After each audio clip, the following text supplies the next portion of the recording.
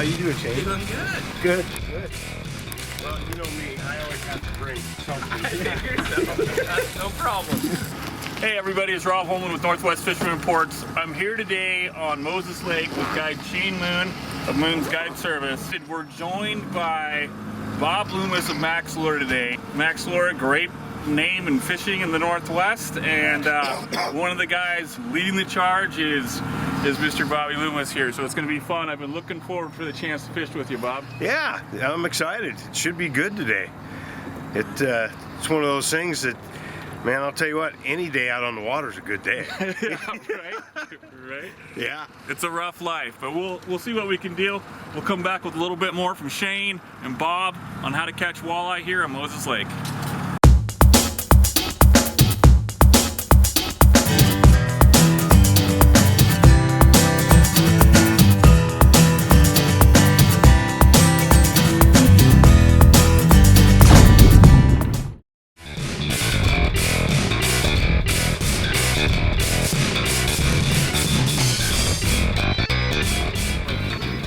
Shane, about where are we here on the lake? We're about mid-lake. Mid-lake? You got the golf course right here, right over those trees over there. You got McConaughey Flat and McConaughey Park down here at the other end. Shane was telling me this morning that we're going with bottom walkers, slow death rigs, and worm harnesses, but I think Bob might have some special tricks in his hat as well. Bob, can you tell us a little bit about what you got going this morning? Well, Shane, the way Shane's got things rigged up, he's got those hooks and stuff set up, the crawler harnesses and the slow death hooks rigged up with everything from pill floats to smile blades.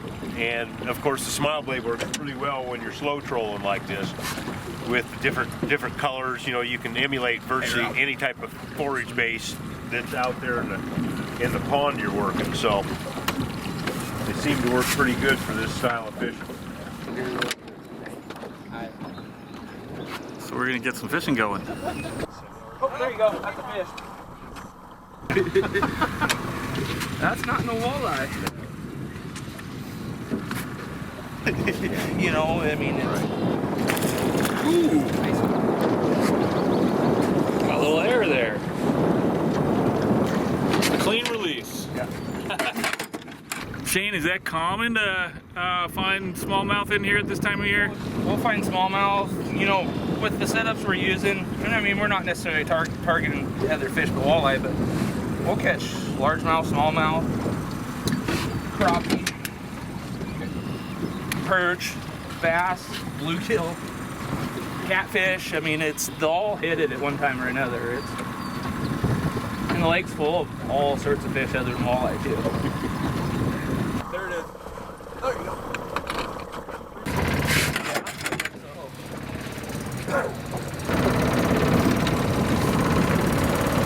Is that our first walleye, Shane? That's our first walleye. Not a monster, but it's the first one. Hey, we've got lickage. We're doing good.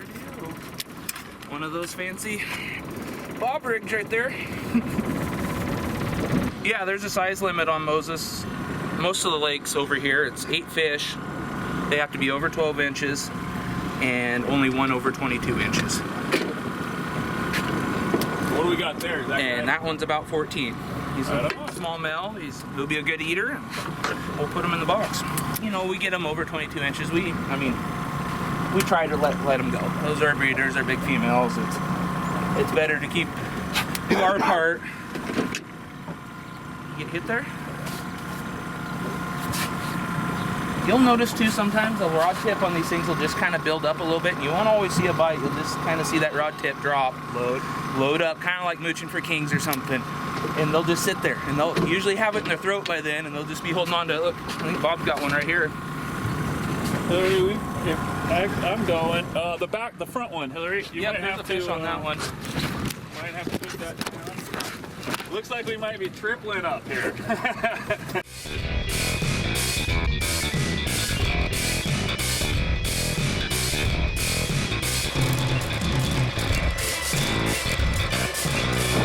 So we're finding these walleye in Moses today.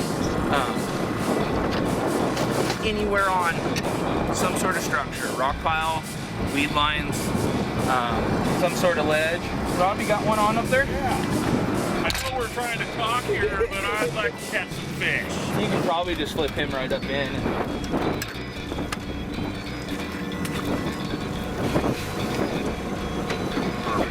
Yeah, it's working our way up the chain. Go ahead, Shane. Didn't mean to interrupt you there. Anyway, yeah, so any sort of structure.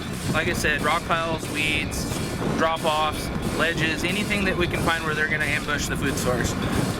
We're trolling these rigs anywhere from a slow side's gonna be like 0.6, 0.7, just enough to get a spin on them, all the way up to right now we're doing almost 1.4.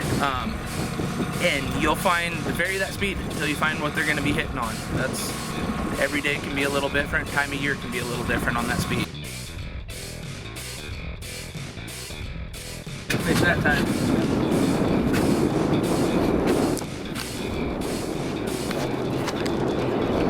Acting like a walleye. It is acting like a I'm gonna walleye. try to slow down a little.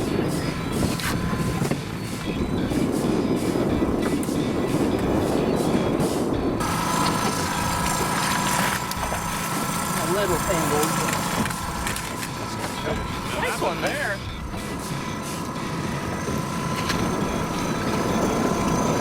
That's the keepers we're looking for. Yeah. It's on the upper end, still smaller than 22 inches, but a nice size. You got a lot of meat, but still a good eater. Yeah.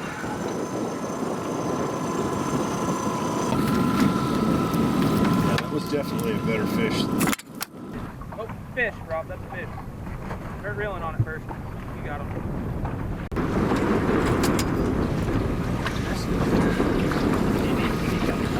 Got him, Bob. That works. He's a big one. Oh, wow.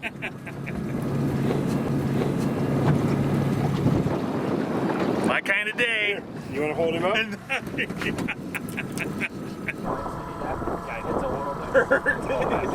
Oh, that's a fish. Start reeling. You got him. Oh, yeah.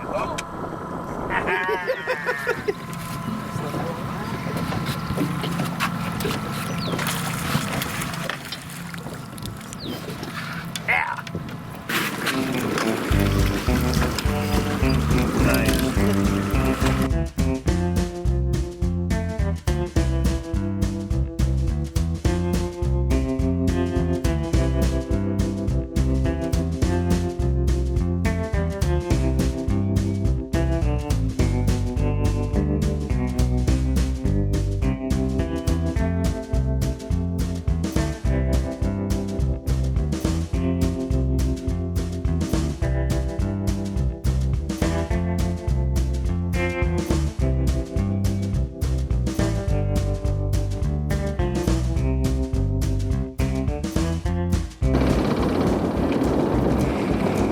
Definitely marking a few.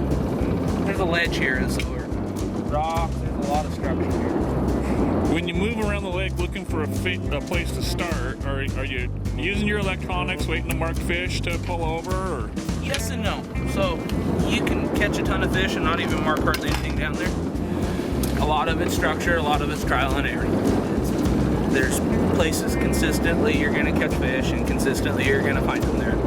And if they're not there, maybe they're just over, just in, just out. I mean, but they're usually in the general areas. Your first time on a lake, how do you dial that in? How do you narrow it You down? can learn a lot by looking at your charts. I mean, you can see a lot of the structure. You're not gonna see everything, but you can get a good idea of flats, drop-offs, that kind of stuff. Some of the lakes, deeper fishing, you can find those pinnacles, places that are a good place to try in the beginning, and then it's trial and error. Gonna pop him out so we can get maybe. Little double there, Bob. Yeah. Yeah, we went through about, almost had a triple. That Drop was him to fun. the ground. So it's kind of dead on. You said they can come in some bursts sometimes there, Shane. Sometimes it's fishing, sometimes it's catching. Sure do. It makes my life a lot easier. Something I noticed that's pretty consistent though is you got some bling on each one of these rigs. Yep, I won't run them without a smile blade. And it does a lot. It's whether it's action, it's color, it gives them what they want to see.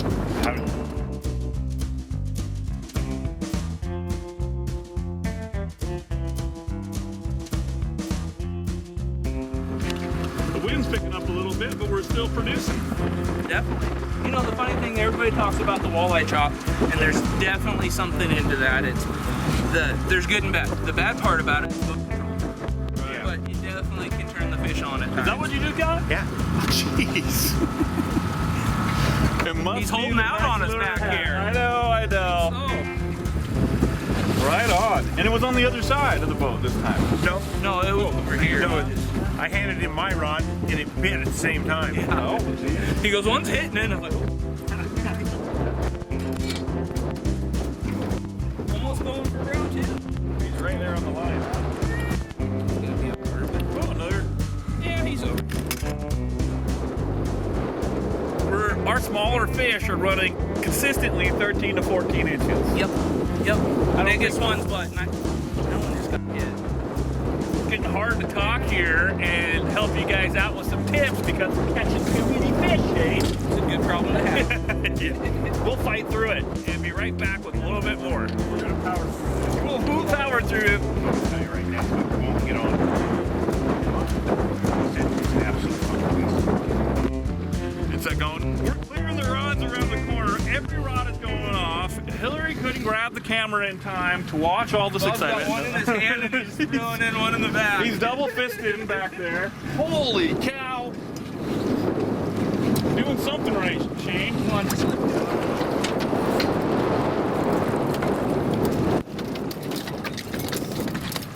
Dropping fish in everywhere. This is pretty freaking awesome action. Holy cow. What's that? That puts us at 24, guys. So did we just limit? Yep.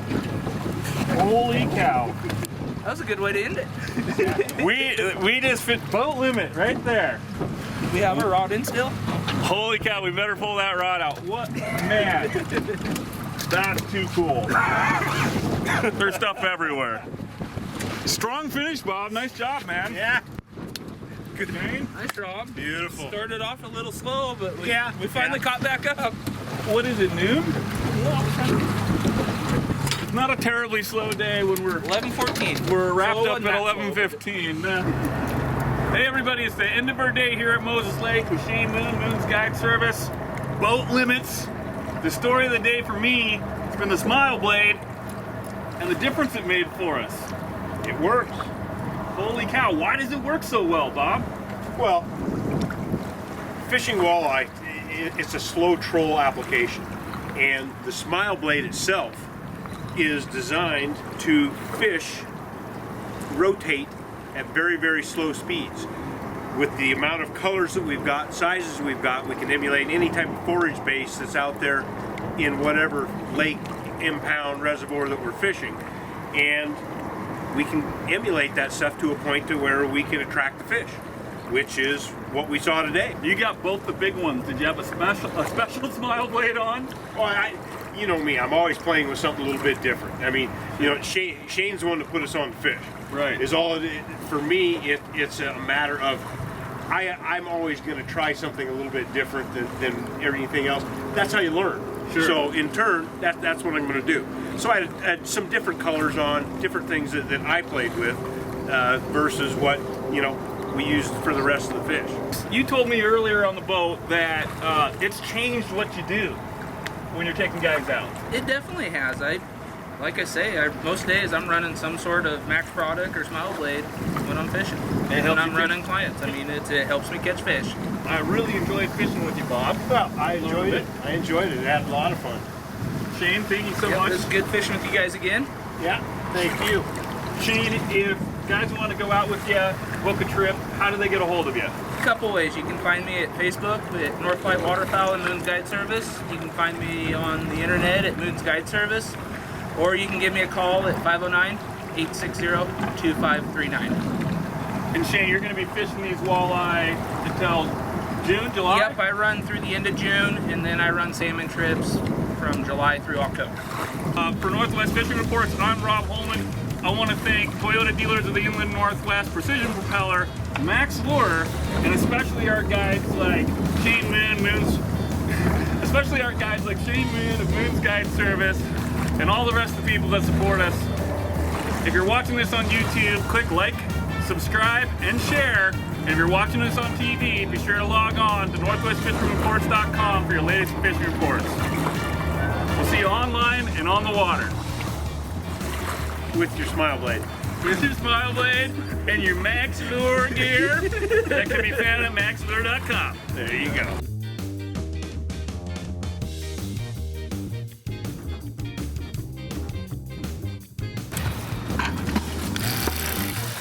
Yeah, this one is not a good Demo model? no, not at all.